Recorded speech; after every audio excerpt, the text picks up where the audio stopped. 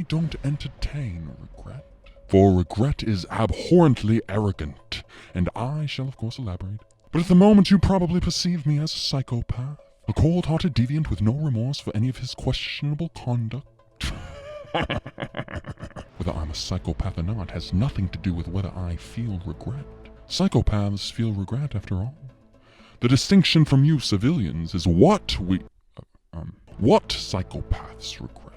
Psychopaths don't regret electronically scamming a poor lady out of her life savings by pretending to be a Nigerian prince in need of financial assistance, for example. But they do regret not relocating to Nigeria to evade the UK authorities that threw him in prison. Not for scamming her, of course, but because he spelled Nigeria wrong in the email. You racist bastard, says the politically correct judge. I digress. Most psychopaths still regret getting caught. So most psychopaths are still fools.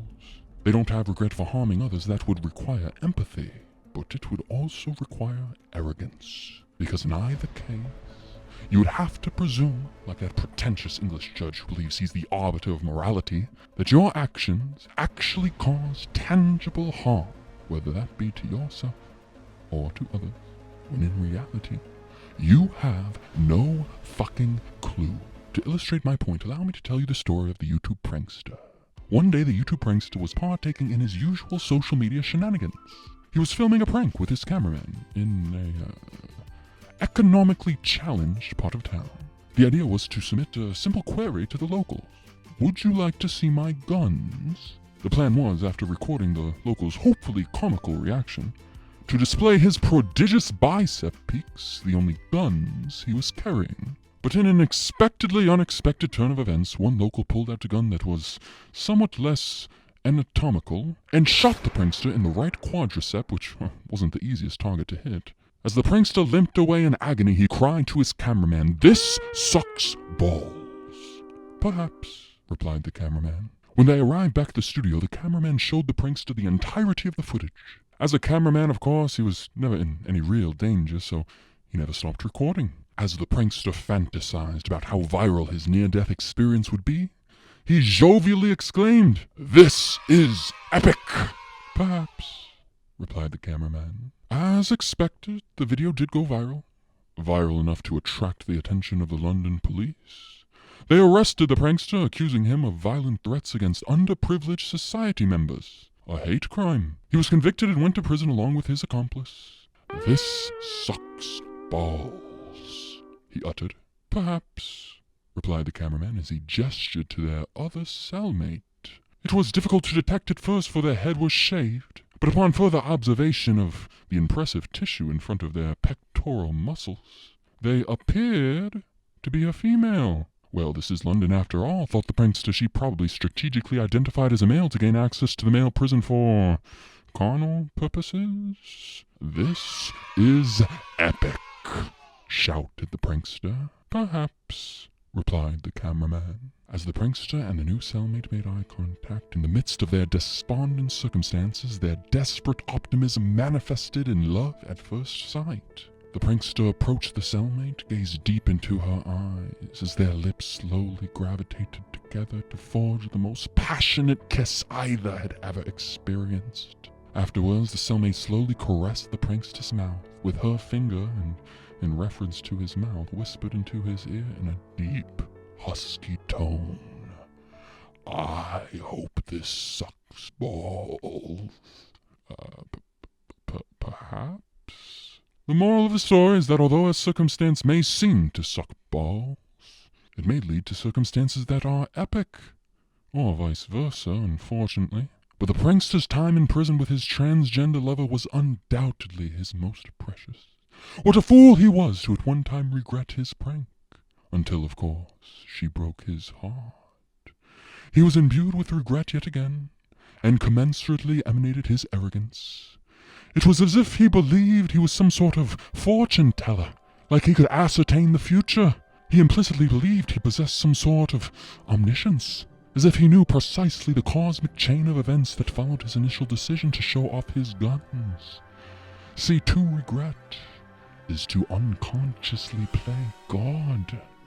And if you were God, and I'm not saying you aren't, how could you regret anything in the flawless cosmic play written and directed by an omniscient dreamer like yourself.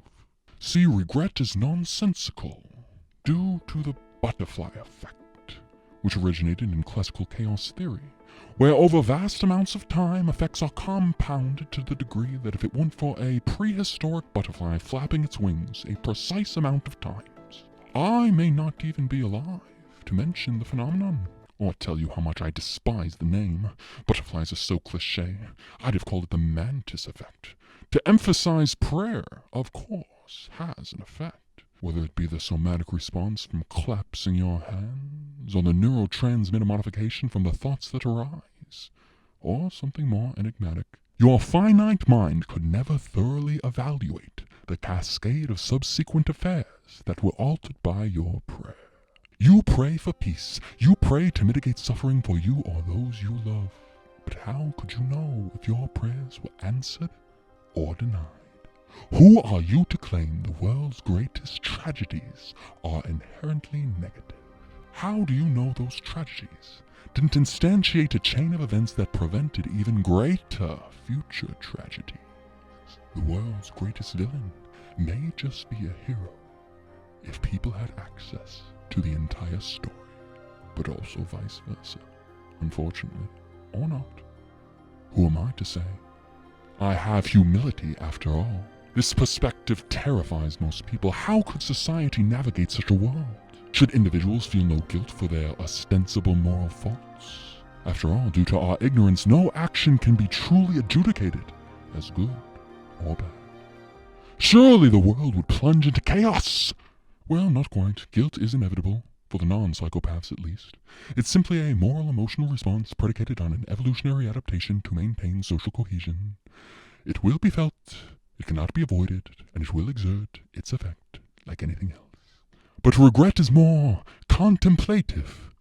It's an unjustifiably strong belief that a decision was bad for you or for others, as if you could somehow know. And regret fortifies the guilt, making it more real and salient, tricking you into believing your fleeting emotions are accurately mapping onto objective reality, and that within that objective reality lies your objective mistakes. But the concept of a mistake does not exist outside relativity. It only exists within a particular context. Prematurely disclosing your furry fetish to your traditional girlfriend is only a mistake in the context of that particular relationship. But it may be propitious for your long-term dating life.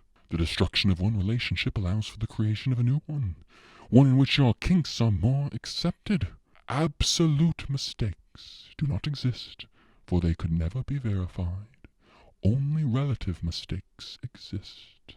And the most reasonable and humble approach is not to regret your relative mistakes, but to consider them as valuable data that accumulates into computational power. More mistakes lead to more wisdom. In fact, one could argue true wisdom cannot be acquired without a multiplicity of relative mistakes. To regret a mistake is to regret growing wise. And veritable wisdom, of course, leads to better outcomes for both yourself and for others. But do be careful not to regret regret itself, for you cannot comprehensively apprehend the fallibility of regret without first experiencing it firsthand. Is tu epanity.